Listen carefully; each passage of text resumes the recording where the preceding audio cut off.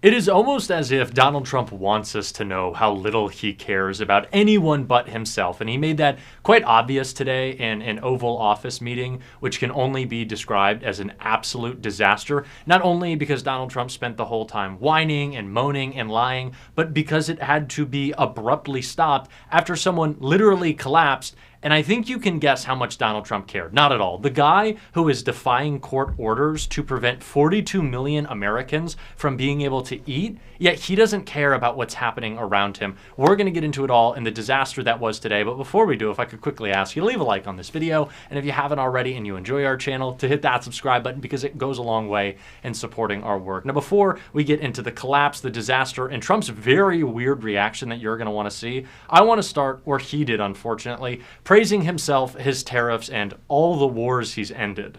And I use them for national defense. I ended, of the 8 wars I ended, I would say 5 or 6 were ended because of tariffs. I give you an example. If you take a look at India and Pakistan, they started to fight. They're 2 nuclear nations. They were shooting each other. 8 planes were shot down. There was 7, now it was 8 because the one that was sort of shot down is now abandoned. And 8 planes were shot down. And I said, listen, if you guys are going to fight, I'm going to put tariffs on you.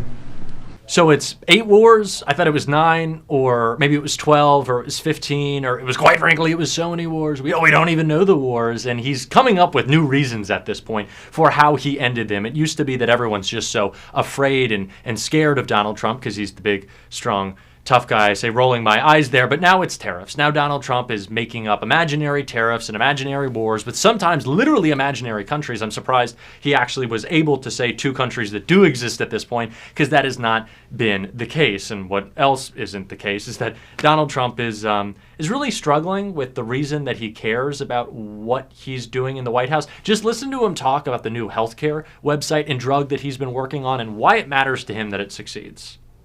And to sell these drugs to all consumers at deeply discounted prices via TrumpRx.com. When is TrumpRx.com opening? The site is open. It will launch in terms of giving people prices before the end of the year. Okay. Got to make sure it's successful. It's got my name on it. I don't want to be like so many others. I don't want to be like the train they're building in California, okay, which has about a 15,000% cost overrun. Or the beautiful Obama building that he's building in Chicago for the museum, which is now shuttered up and dead. So Donald Trump is announcing that there are going to be some cost cuts, which I don't actually believe will come to fruition, on some GLP-1 drugs, some weight loss drugs, and Donald Trump talking about the health of Americans, a thing he claimed to care about, the reason that RFK Jr. is somehow anywhere close to power, even though he has done nothing to make us healthier. Donald Trump says he wants medicines to be cheaper, so he looks good because his name is on the website. That's the only reason. The Make America Healthy Again movement is just about promoting the Trump brand.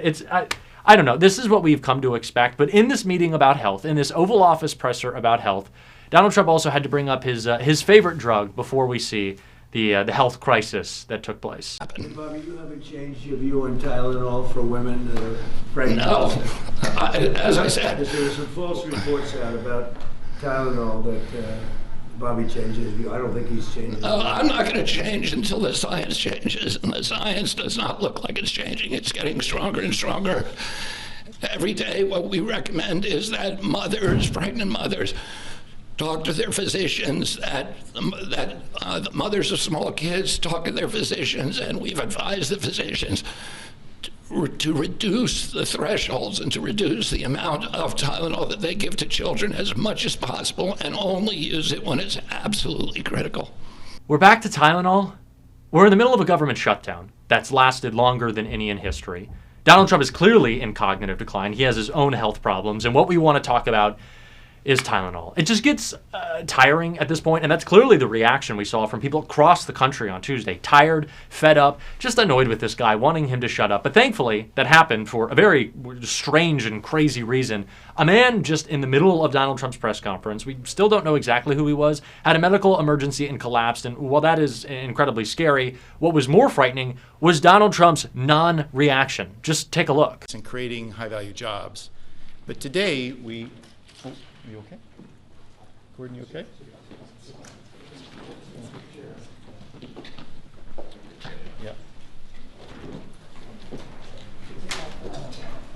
Press, we're going.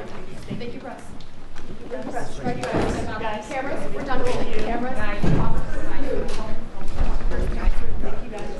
Fox News alert as we top off a new hour here to the White House, where President Trump will resume that press conference on lowering drug prices. We expect that to happen at any moment now. So as you see in this photo, representative of everything the Trump presidency is about, he is standing there with a blank, cognitively declining look on his face. He's got like the little lip slumping down. I don't know. A lot of people are saying Donald Trump might have had a stroke. His brain's pretty busted. It always has been. I'm not sure if it's that, but it certainly could be. People are speculating, but the man is standing there with someone who he invited to the Oval Office, collapsing behind him, and he doesn't care. Like, if that is not representative of what this entire fake America First, pseudo fake conservative populist movement is all about putting on a front, is all about playing a big spectacle, having everyone in the Oval Office to pat you on the back, to dear leader you. And of course, Donald Trump was sitting down while this has happened because the man is in such physical decline on top of the cognitive decline that no, Donald Trump couldn't stand for 10 minutes, what the inconvenience that would be. But this is what his administration is about. Again, Donald Trump is not only preventing 42 million Americans from the food assistance that Congress has already appropriated funds for. He's not only saying, I don't want that to happen, he's defying court orders. Imagine the guy who said he was going to lower your grocery prices on day one, being so adamantly against people eating that he's breaking the law to prevent it from happening. This is why people are fed up. This is, again, why we saw such a huge and historic victory across the country on Tuesday.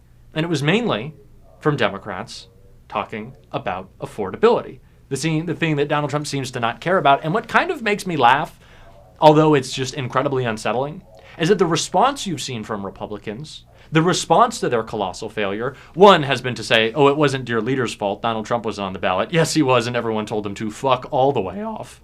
But it was also Republicans saying, we need to talk more about affordability. If you remember the Vivek Ramaswamy character from the 2024 Republican primary, which feels like ages ago, he was back and on Twitter and saying that this is what Republicans did wrong.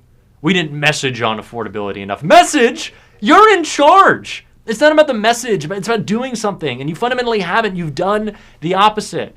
Well, Donald Trump wants to claim that his tariffs are ending imaginary wars. All they're doing is raining a war on working people who are paying more for everything.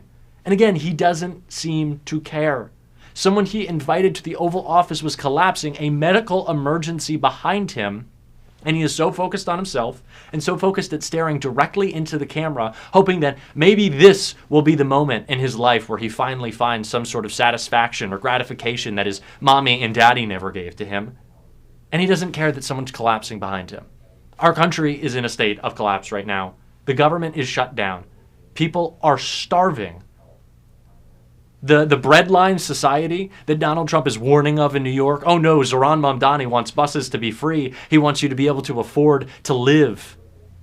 Donald Trump is saying that, oh, this is a communist takeover. There will be breadlines. That is what is happening right now. Food banks are being flooded and they can't handle the traffic because Donald Trump doesn't want Americans to be able to eat. At the same time as people's healthcare premiums are doubling and tripling, Donald Trump is making it more difficult to eat and sustain yourself and reach the most basic levels of health. He is trying to strip dignity of people, and it is disgusting to watch. And someone who is putting this message together in the way that Democrats need to right now was Senator Chris Murphy, who had this to say. Republicans and Democrats have put into the law a requirement that the president, during a shutdown, use a contingency fund, which is flush with money, $5 billion, to pay those benefits. The president has alternatively, over the past 72 hours, said he's paying them, he's not paying them, he's going to comply with the court order, he's not going to comply with the court order. This is madness. The president of the United States is playing with people's lives right now. He may think it's funny. He may think he's scoring political points, but this is ultimately leading to ruin for people. And it is yet another example of the enthusiasm that this president and many of his enablers here in the United States Senate have, for ruining people's lives so as to be able to pad the pockets of the very rich, the very wealthy, and the very powerful in this country. Why are we shut down right now? We are shut down primarily because Republicans have refused to negotiate with Democrats on whether or not we should write a budget that intentionally destroys the American healthcare system. Republicans passed this big, beautiful bill at the beginning of the year, which intentionally sets our healthcare system on a death spiral. You can't pull $2 trillion out of the American healthcare system without parts of it collapsing. Massive cuts to Medicaid, massive cuts to the Affordable Care Act, cuts to funding that goes to nursing homes. 17 million people losing their health care, a couple million immediately because of these Affordable Care Act subsidy cuts, but over time, 17 million people. That is a cataclysm. That is a cataclysm. The reason we're shut down is because Republicans are refusing to negotiate with Democrats over our unreasonable demand that we just make the pain of the big, beautiful bill a little bit less acute this fall when premiums are scheduled to go up on American families by thousands of dollars. These people are worth fighting for. This principle that the government shouldn't exist to transfer money from the poor and the middle class to the wealthy and the powerful is a principle that is worth fighting for. Yesterday, Senator Warren, Senator Smith, and I took a trip down to South Florida. Why did we go to South Florida? Because in South Florida is the highest concentration of people in this country who rely on the Affordable Care Act for their health care coverage. In fact, in many parts of South Florida, 1 out of every 4 families gets their health care from the Affordable Care Act. They also need these subsidies to be able to make their health care affordable. The decision that we are making now, are we going to continue the subsidies or are we not? It is a matter of life and death for everybody. We are in the middle of a serious health crisis, government crisis, moral crisis. It feels like a spiritual crisis in America. And all the while, Donald Trump is golfing, is bleeding, is doing anything but giving a shit. That photo, and I want to show it one more time, is a perfect synopsis of what this presidency is about. He does not care about the disaster around him as long as he is surrounded by gold. It is gross. It is embarrassing. We're going to continue to call it out. If you want to support that, as always, you can hit that subscribe button, leave a like on this video. If you stuck around to the end, drop a blue heart in the comments. Keep on fighting, y'all. Do not let them silence you. Until next time, I will see you soon.